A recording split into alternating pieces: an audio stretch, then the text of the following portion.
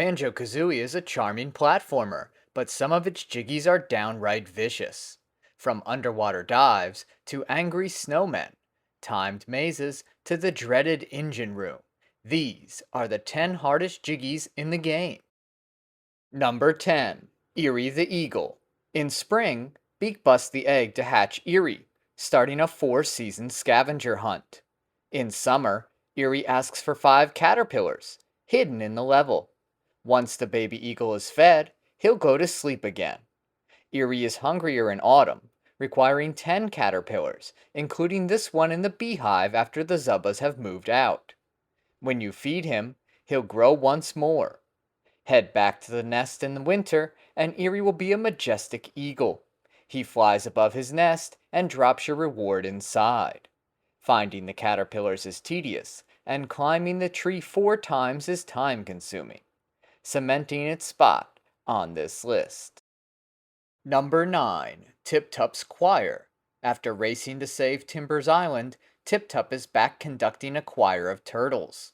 6 of them perform his latest work, and it's your job to memorize the pattern and beak bust them in the correct order.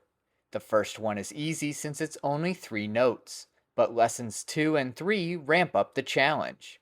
Lesson 2 jumps to 5 notes, and lesson 3 stretches to 7, and the patterns are different each time. If you mess up, you lose a honeycomb, and you can try again or ask him to repeat the lesson. Use shell color or number the turtles to make the sequence easier to remember. Number 8. Clanker's Key. Grunty chained Clanker to the bottom of the world, forcing him to wallow in the filthy water, and it's our job to save him. To free him, swim to the bottom and pass through the key 3 times. You can go through it from either direction, which I recommend since your air meter is constantly draining. Thankfully, Gloop is nearby, providing air bubbles so you can stay alive. Down here, running out of air means drowning and starting over. 3 passes in, Clanker rises to the surface for some fresh air. Swim up, jump on his back, and collect the jiggy. Number 7. Sir Slushes. These angry snowmen are the bane of Freezeezy Peak. Beak bombing the X on their hats seems simple, but lining up your shot is difficult, and if you miss, even the ice-cold water taunts you. There are 5 of them, and it's important to know where they are. If you hover in place, or focus on one for too long, another Sir Slush will plunk you with a snowball. Each one laughs before throwing, giving you an audio cue to move out of the way. If you're too close, fly away, circle back, and hit them on your next go. You can press the R button to pivot sharply, dodging their shots. Once all 5 are defeated, fly to the top of the snowman for the jiggy. Number 6. Zubba's Hive Fight. The Zubba's Hive seems like a paradise for Banjo, but the moment you step on the platform, the bees swarm to defend Grunty's gold. I jump off the platform, rat-a-tat-rap the first Zubba, then turn and tag another. That strategy nets me 4 takedowns before they land a hit. They sting me a second time, and I switch my approach. I move to the right side of the platform and nail one, then spin around and take out another. I keep this tactic going for the rest of the fight.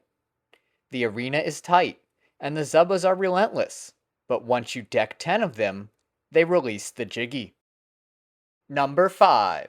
King Sandy Butt's Maze. King Sandy Butt's Maze is the toughest time challenge in the game. At the end of the hallway, a 59-second timer appears. Prepare to run. It's a frantic sprint through a maze designed to waste your time. I grab 2 eggs in this dead end, then beak bust the Grunty switch. With 35 seconds left, I weave through the middle of the maze and reach the exit with 28 seconds to spare. The Mum can't believe I survived. Inside the tomb, I grab the Jinjo, Mumbo token, and golden feather from the pots, then take the jiggy from the coffin.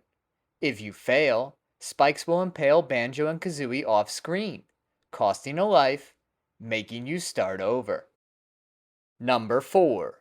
Boggy's Second Race. Boggy is ready for round 2 and his sled is supercharged this time. As Banjo and Kazooie, you must use the turbo trainers to make it through each slalom gate and beat the bear to the finish line. Boggy blasts off the line and immediately starts taunting me. I take the lead at the top of the first hill, but he passes me near the flight pad on his way to victory. Hard luck, buddy, but old Boggy wins this time. Get ready to hear a lot of that. On this attempt, I pass him in the same spot only to slip down the slope and hear him boast, "This is too easy. I'm giving up." I've even missed the bridge after the third house and gone straight into the water. I'm really getting sick of this guy. On this run, I run past him after the first hill and maintain the lead through the village, only to miss a slalom gate near the flight pad. Oh great, this is over. I loop back through the gate and jump 5 times at the end of the course in desperation. Somehow, I beat him to the finish. I have done this race countless times, and I've never been that far behind and won. Boggy admits defeat and hands over his medal. Number 3. Engine Room. Rusty Bucket Bay's engine room is one of the most dangerous areas in the game, and you can't tackle it right away. The propellers inside are moving too fast. I talon trot to the stern of the ship, drop down the cowl vent, and beak bust the switch to slow down the propellers. Then, I beak barge this door, climb down the ladder, and flap flip to the extra honeycomb piece. Welcome to the infamous engine room. I wait for the platform to rotate, then quickly snag the mumbo token and get to the other side. 3 gears moving in different directions will try to push you into the bilge, resulting in instant death. At the top, I take out the seaman Grublin first, so he can't knock me off the platform. From here, I can use top C to look around and locate the Jiggy. I wait for the propeller blades to slow down and use the feathery flap to land safely on the platform.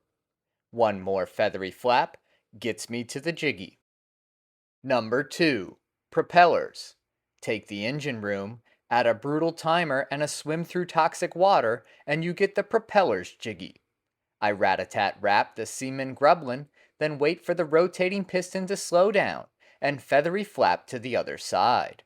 One more feathery flap takes me to the first propeller switch, slowing the blades. I make my way to the second switch and beak bust it, stopping the exterior propellers and starting a 65-second countdown. I use feathery flaps and flap flips to cross the engine room, talon trot to the ladder, and climb out. With 23 seconds left, I jump into the toxic water while Grunty mocks me. I swim to the propellers but can't find them in time and jump to the box in the water for safety.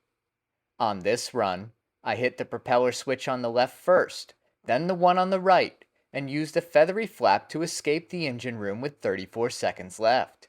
I jump into the toxic water, reach the propellers with 11 seconds remaining, and accidentally swim past the Jiggy. I grab it just in time, then run out of air and drown. Number 1. Mr. Vile. Mr. Vile is the greediest croc of all, and he guards the toughest Jiggy in the game. In his first challenge, I have 60 seconds to eat more red Yumblies than he does.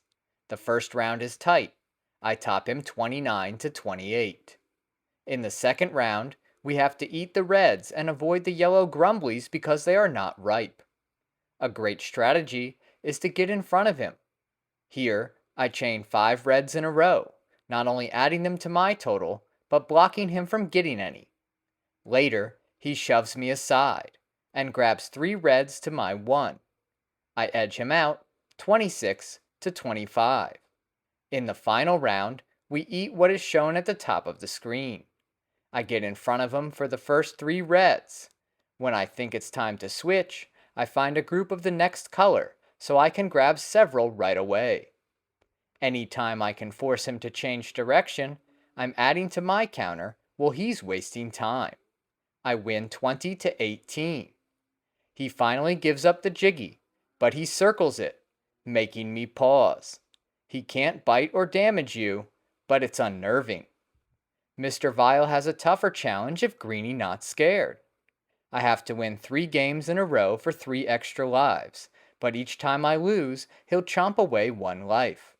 I accept, since I'm no slug.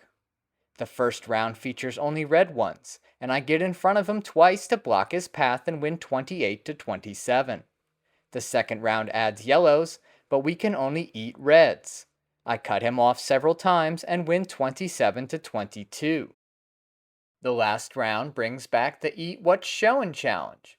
I get in front of him once and force him to change directions once, leading to a 20 to 18 victory. He says that I cheated and refuses to give me my prize. I threaten to chomp him and he says I'll have to catch him first. I bite his tail and he coughs up the extra lives. From Eyrie the Eagle to Mr. Vile, these challenges demand precision, patience, and quick reflexes. For more banjo content, check out my Banjo-Tooie transformations video. And if you enjoyed this video, please subscribe. It really helps the channel grow.